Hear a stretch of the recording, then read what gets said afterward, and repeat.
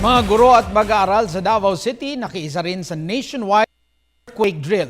Information campaign ukol sa paghahanda sa anuang uri ng sakuna, pinagigting din ng lungsod. Si Jenalyn Sarahina ng PAA Davao Region nag-uulat.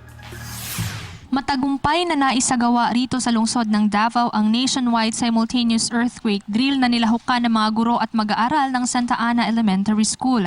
Masaya sa Director Loreto Riraw ng Office of Civil Defense 11 sa resulta ng earthquake drill dahil sa angkop na paggalaw ng mga mag-aaral at guro mula sa mga classrooms tungo sa open field para iligtas kunwari sa pagguho ang kanilang mga sarili sa kasunod na pagtila ng ulan.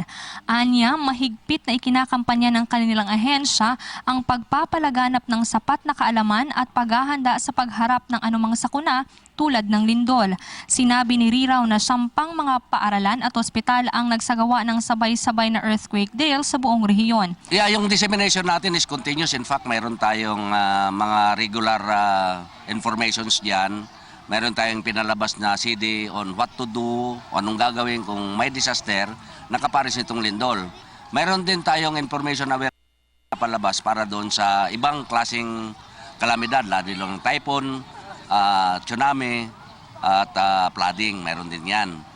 Aktibo rin sumuporta sa NSED ang Emergency Response Central 911 sa pangunguna ni Emmanuel Hardon, Bureau of Fire Protection, Disaster Management Team ng Department of Education, Task Force Davao at City Disaster Risk Reduction and Management Council.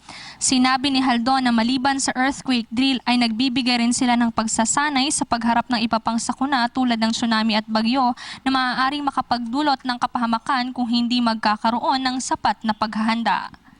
This is the regular simultaneous earthquake drill in order for us to have a regular evaluation as to the effectiveness of the system, how they conduct the earthquake drill. Para sa Telebisyon ng Bayan, Jenalyn Sarahina nag-uulat mula sa Philippine Information Agency, Davao Region.